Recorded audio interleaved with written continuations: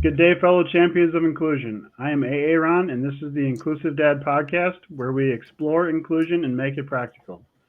Thank you for taking time out of your busy schedule to join me in exploring ways we can create a more inclusive world together. You are important, you matter, and you can make a difference. Today, my guest is Dr. Kristen Williamson. Welcome to the show. Hi, thank you so much for having me. Absolutely. Why don't you just start us off by telling me a little bit about yourself? Absolutely. I am, first and foremost, a late in life diagnosed neurospicy human. I love the phrase neurospicy versus neurodivergent because I am wholeheartedly in belief that our brains are the spice of life. And on top of that, I have a doctorate in behavioral health management. I work as a professional counselor, and I see mostly adults who have either been later in life diagnosed or whose kids have been diagnosed, and they're coming to me because they're saying, "Oh, I see a lot of similarities." Right. And just helping rewrite their narratives. That's great. What is your definition of inclusion?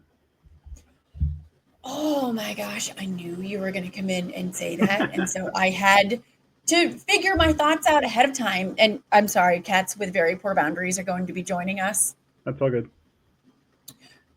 Inclusion for me, it comes in the realm of creating places where everybody can be seen or valued and heard, where we don't need to be on all the time. We don't have to be the culture fit. We don't have to be this or this. We don't have to be lighting ourselves on fire to help everybody else stay warm. Yeah, that's great. How old were you when you were diagnosed with autism? 39. 39. 37 with ADHD. And it just takes a lot longer for the autism diagnosis because insurance doesn't cover it. Okay. And so it sucks because that just getting a diagnosis holds to a level of privilege that not everybody has. Right. I'm such a big advocate of a self-diagnosis is very, very good in and itself because it's still where you can come in and learn about your brain. You can learn where you struggle, where you thrive. So before, like growing up, did you know that maybe there was something a little neurospicy about you, or hadn't really no clue? I had absolutely no idea. I was the kid who was the weirdo. I was the one who would talk about dinosaurs or learned how to crochet in third grade. And some kids will hide their cell phones and text people. I was the one making doll blankets or reading and rereading The Babysitter's Club and just doing things that were a bit off. Have you ever come to an experience like that where there's a group of people talking and you feel like you can come in and you're saying the right thing, the right vocal inflections, your eyebrows raised at the right time, and yet it still feels off? That people just don't respond to you in the same way. Yeah, I can't think of a specific one, but I'm kind of a person, if I don't know people, I don't just jump in and do that. So I'm usually sitting off on the side trying to figure out people before I jump in. So I maybe avoid some of those things. But even now, there's certain, if I start, going to a thing hardcore about inclusion and it's not the right people, I get those, those reactions like, do you have something growing out of your head? What's going on with you? So this happens to me too. Sometimes. I get that when I talk about autism advocacy. Yeah. And because I will nerd out far too long about it. And other people are like, we were just saying hi. And I'm like, Oh, I missed that social cue. Hi. Right. Yeah, for sure. What inspired you to become an advocate for neurodiversity and mental health? My son, he got diagnosed. He's 15 now. He got diagnosed at 8. Okay. And that was after years of fighting. The school said his grades were too good. He can't be autistic. They weren't going to look. They weren't going to test him for it. Sure. We went through speech therapy and occupational therapy and physical therapy and everything other than coming in to get a diagnosis. So I had a pediatrician look at him within probably 45 seconds when he was 2 and say, oh, he's on the spectrum. And I was 24 and I had no idea what that meant. I really only thought of autism when thinking about Rain Man. And I'm like, oh my gosh, he's going to need a group home. He's going to have to be this. I cannot believe this. And so when he finally got that diagnosis of 8, it was almost as though all the pathways that were cloudy had been opened up. And I knew exactly what to do and where to go. And I could come in and say, there's nothing wrong with him.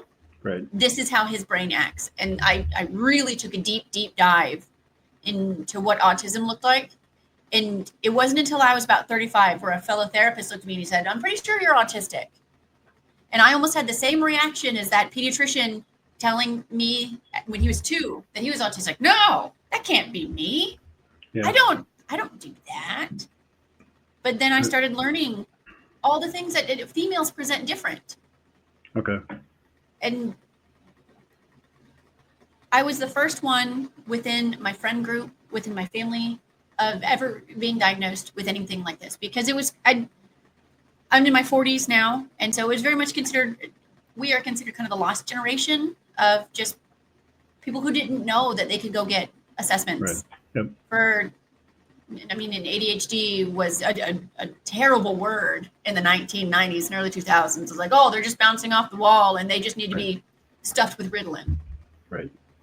So coming in and like breaking that boundary. Yeah. Yeah, I'm 47. So, yeah, I mean, I grew up, we never heard the word autism, ADHD, any of that stuff. I don't remember in school or anything. So, yeah, all this.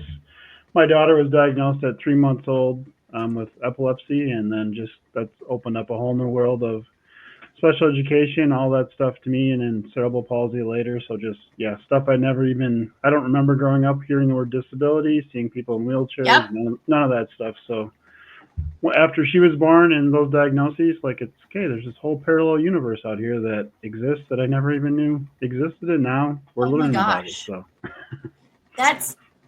it's so incredibly important for the invisible ones and the visible ones, because with my kiddo, he is just human enough to pass as neurotypical. Okay. And he doesn't. And in those times where he doesn't, it's people coming in, well, what's wrong with him? Well, what's this? What's this? And I'm like, no, there's nothing wrong. His brain works different. Yeah, for sure. You said that autism presents differently in females. Like, what are some ways it presents differently than like in males?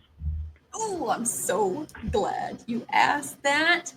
I am in the process of writing a book, and I've read probably 200 research articles now on women and autism. And it comes down to social normative behaviors, almost from the womb. And really, depending on what state you live in, I think more in southern states, this is pushed harder. Okay. It's girls need to be quiet, and they need to be accommodating and people pleasing, and you don't need to get in trouble. You have to do this. Well, don't rock the boat. You're a girl. And a lot of times women and girls are able to come in and build that mask that they wear. And it's try so hard every day and just wearing this mask of, okay, well, I'm a polite person. I don't interrupt. I don't do this. Right. I can't show that I'm struggling or that I have a hard time making friends. It's, if they are not bouncing off the walls or coming in with aggressive behaviors or not being able to make eye contact, then it's not really seen. Mm-hmm. Or if it's seen, is it okay? Are they just acting up emotionally? Are they just struggling? Is it just time for their period? Yeah, that's interesting. What are some common misconceptions about neurodivergence that you'd like to dispel? That we are all savants. Oh my gosh. I cannot tell you the amount of times people have come up to me and said, oh, you're autistic? Oh, are you really good at math? I bet you can play the piano really well. No, I cannot. Wow. But I can tell you all that I have learned about cats because it's fascinating to me. Mm-hmm. And we are different, but not less. And our brains aren't broken. There's nothing that needs to be fixed. Right. I love just the idea of inclusivity. And what I really like about this month, because Autism Awareness Month, is the difference between awareness and acceptance. Awareness is just the idea that, okay, autism is around, but the acceptance is, okay, let's build in some sensory friendly spaces. Right. Let's build in these different marks and places and environments that show that you are welcome to be just as you are. You don't have to be more. Right. Yeah. That's great. Yeah, it is interesting because my daughter uses a wheelchair, so a lot of my inclusion stuff involves, like stuff being accessible. So I try to keep everything in mind. There's just so many different things, to make it, the space, accessible for other people also. So yeah, that's a good point about the quiet rooms or maybe having sensory friendly. How can we make this more sensory friendly? Just trying to do that for the accessible stuff. I often talk about curb cuts. That not only helps her in her wheelchair, but people that have trouble walking or use walkers or strollers. It helps her, but it helps so many more people. And I feel like probably some sensory stuff too is, I don't have autism, but there's some settings where there's just so much noise, it's hard for me to concentrate. So, if you make it more sensory friendly for, let's say, somebody with autism, I have a feeling it kind of also helps other people too. What I like about getting to connect with people who are on all kind of spectrums of the inclusive world is seeing exactly as you said, what works for wheelchairs could also work for people who might have unsteady gait, who might be coming in with struggles in their own right, or for moms with strollers. For other things, it's not just a one and done. And that's where I'm learning, our world is a neurotypical world that's set up for people who have easeability to walk around, or whose brain can process out a whole bunch of different noises and only keep in the important ones. My brain, it's like an Amazon. I cannot think of the word. A conveyor belt, and all the boxes are going nicely through the hole into the van, but then you start hearing the fan or somebody coughing or feet moving, and then all of the boxes start building up and then push out all at once, which can lend to meltdowns or sensory overwhelm, and kiddos in school having that, to where teachers have no idea how to handle that. Right. Yeah. How can workplaces create truly inclusive environments for neurodivergent employees? This is a really fun one. I was talking about this earlier, and I really only just learned about this because this is not in my experience. Some workplaces come in and they use personality assessments to kind of get an understanding of their employees and how they work. But again, those are set up for neurotypical brains. It's having those questions come in and then knowing that neurotypicals don't necessarily answer in the same way, or they're coming in and picking an answer that does not define them. They're just trying to understand what the company wants, is then doing a giant disservice. So along with these assessments, it's people coming in and having maybe one-on-one interviews saying, where do you shine? Where do you thrive? What are some spaces that are not great for you? Is time management a great thing? Is organization where you just jive really well, or is it something that you might need a little bit of extra steps with?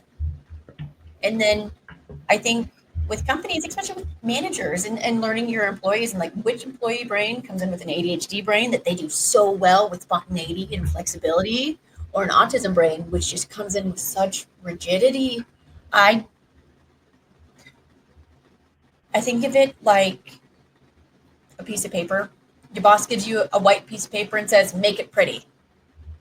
What does that mean? Do you want me to draw a character? Do you want me to do a seascape? Does it need to have specific colors? Right.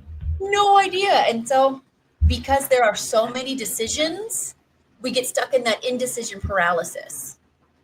So if they came in like, here's a sheet that's outlined, make it pretty in whatever color you want.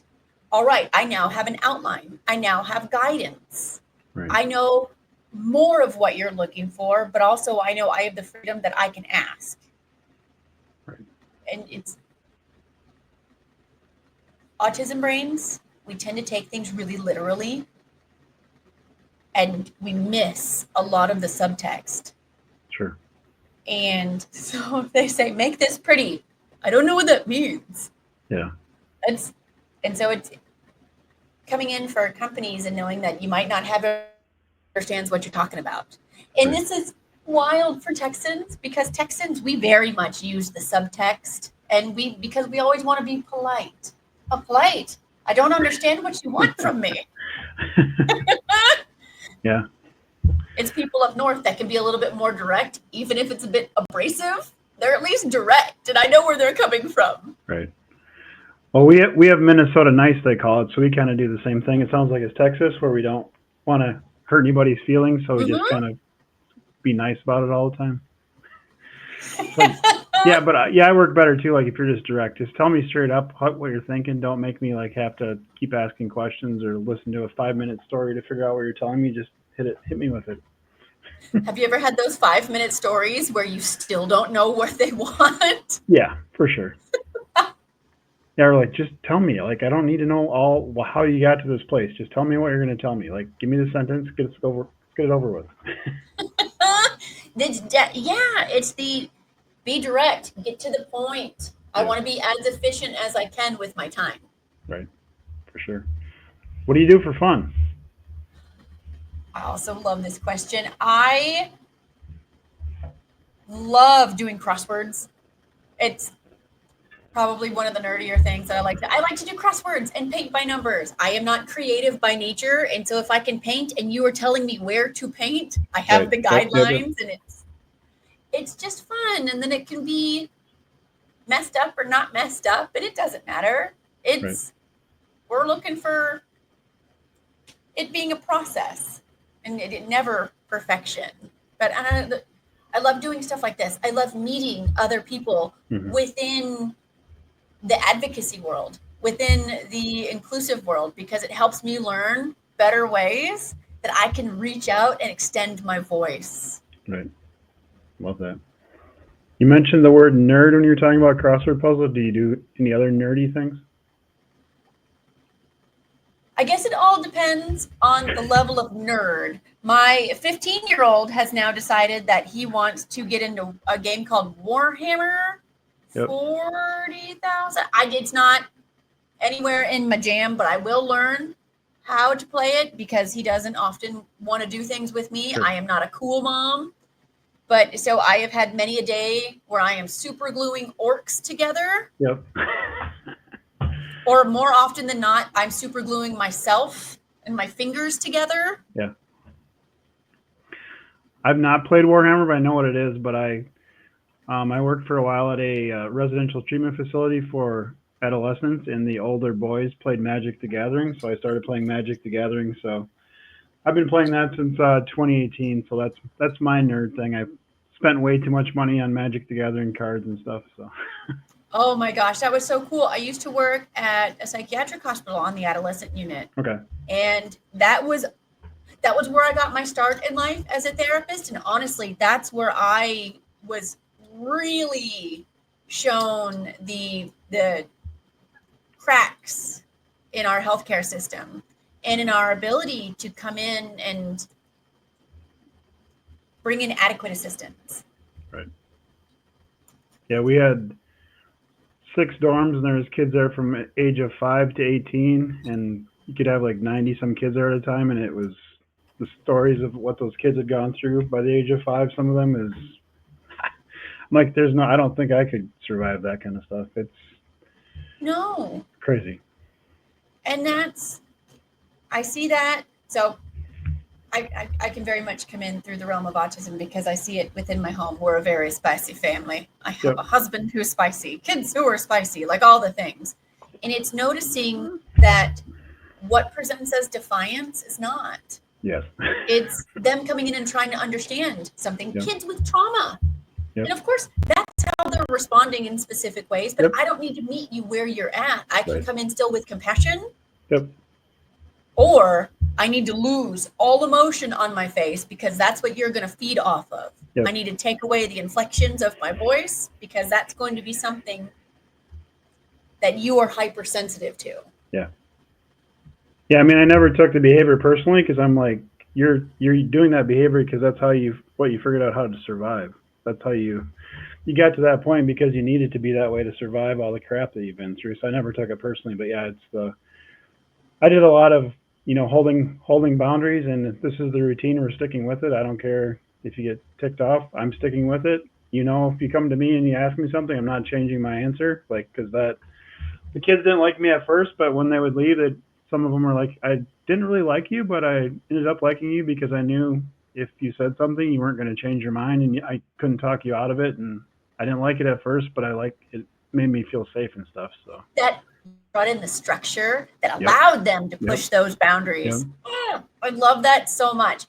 With your kiddo, have you noticed, just as I've heard the term, and this is probably more of my liking than I really want it to be, the lawnmower parent? And it's the kids are behind us, we're in front, kind of mowing down some of the struggles they're going to hit to make life easier for them. And I wanted to argue and say, I'm not that mom, but I realized when it comes to my neurodivergent kid versus my more neurotypical kiddo, I will push to mow down those hurdles more. And I've had to step back from doing that because it wasn't helping him.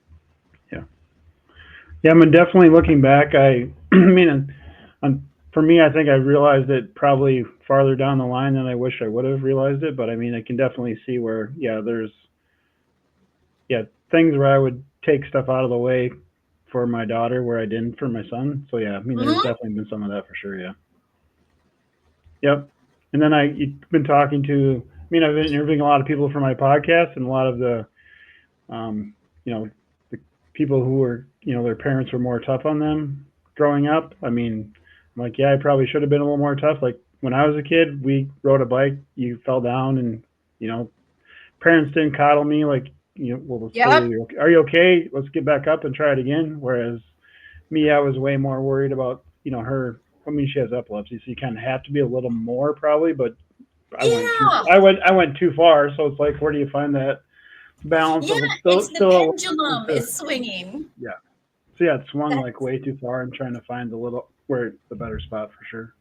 And it's really, I'm lucky enough that I have a relationship it's fairly close with my 12-year-old daughter, who she's been able to call me out and say, look, there's been times where I felt like there was not enough energy in the room for me because all the energy was dedicated to him. And being a sibling of a special needs human, like it's tough. It's incredibly tough because a lot of that energy goes towards the special needs. Yeah.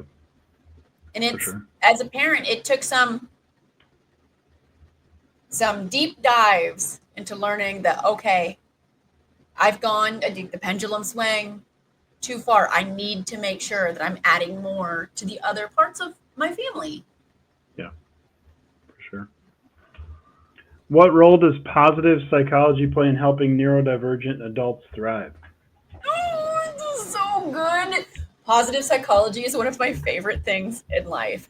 Not as many people use it, and I think they are missing out.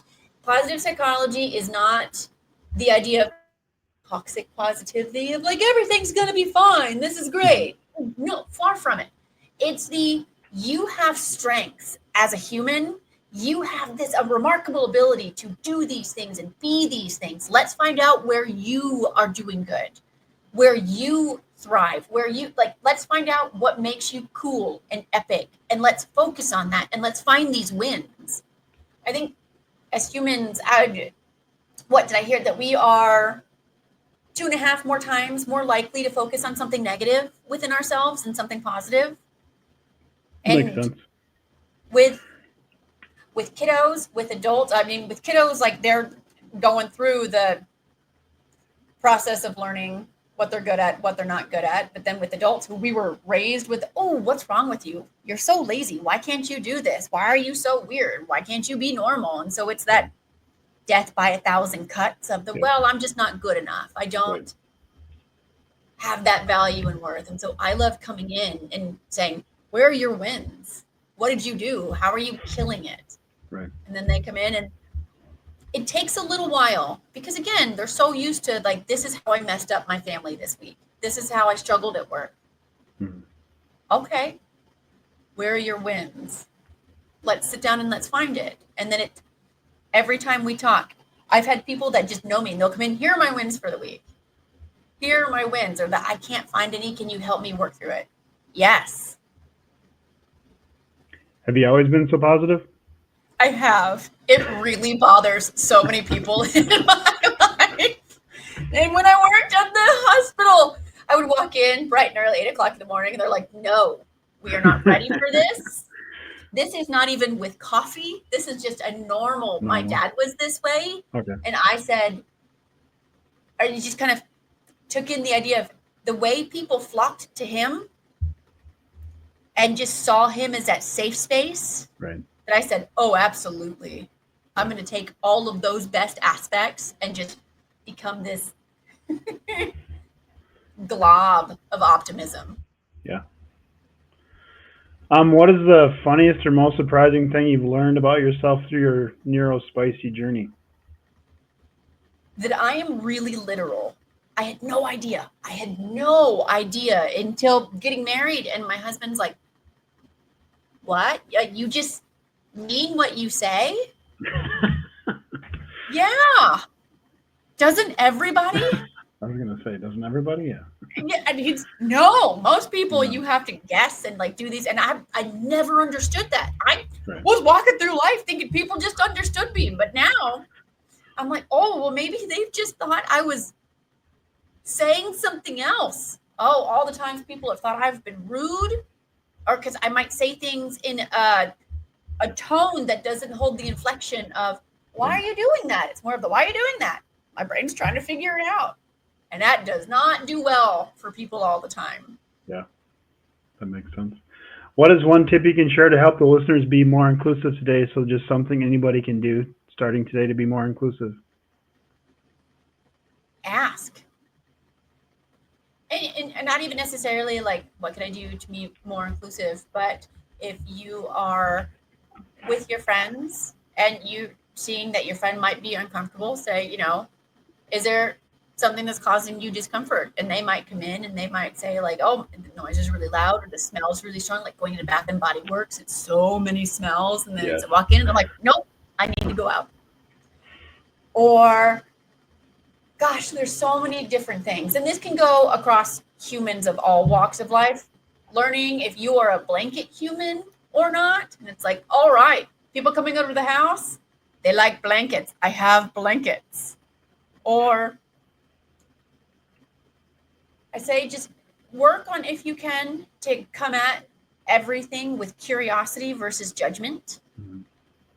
If you see an adult wearing headphones, that doesn't mean necessarily that they're listening to music. It might be that they are just not able to come in and handle the auditory. It doesn't, if they're not making eye contact with you, that does not mean they aren't listening or that they're being rude. Right. Yeah. Those are great tips. Where's the best place for everybody to connect with you? I have social media across all things. And if you go to my website, and I have to practice this because my husband made it much longer than I want it to be. It's empowermindsolutions.llc.com.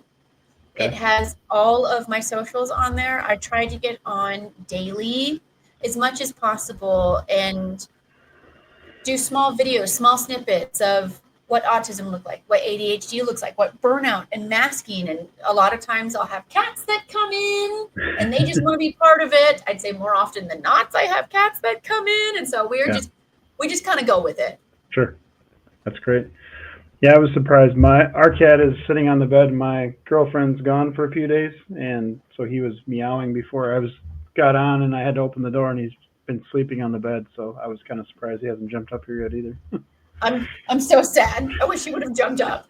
Well, yeah, I saw your cat and I was like, oh, it's a good thing I have headphones on because you might hear it and come over or something. But it's Mine was rubbing against the microphone, and I'm like, this is not the way to go. So you ready for the surprise question you've been waiting patiently for? Yes, I am. Do you like Spam lunch meat? Yes or no? No, I've never had it. Never had it? Uh-uh. That's what Austin, Minnesota is famous for. Seriously? That's where Hormel's located and where the Spam Museum's located. Yep. I thought it was from Hawaii. Maybe. Oh my gosh, No, that's so cool. No, it's made in Austin and one other plant, but it's really popular in Hawaii because it was World War II, all the soldiers there, and they had it over there, and then it's kind of stayed there, I guess. And that makes me so happy that you know the history of Spam for Hawaii. Yep. So yeah, Austin, Minnesota is famous for Spam. That is so cool. Yeah. So that's the fun question I ask everybody just to see what the reaction is. Usually it's strong yes, strong no, or I haven't had it. That's about the only three choices. There's not middle grounds where they're like, eh. Not really.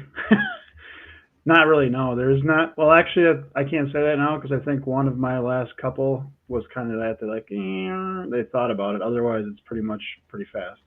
Oh, that's funny. Yeah. But yeah, if you ever want to visit the Spam Museum, you got to come to Austin, Minnesota. I love it. I didn't even know there was an Austin, Minnesota. I'm used to an Austin, Texas. So this is cool. That happens all the time, though. You're like, where are you from? Austin? And they're like, Austin, Texas? Like, no, Austin, Minnesota. That comes up frequently. I believe that. Yeah. Well, thank you so much for being on the show today. Thank you for having me. This has been amazing. Yeah. To those listening, thank you for allowing me to be part of your journey. It is truly an honor. Please join the podcast newsletter by clicking on the link in the episode description to keep up with the latest episodes. Together we can make the world more inclusive. Until next time, stay empowered and be a champion for inclusion.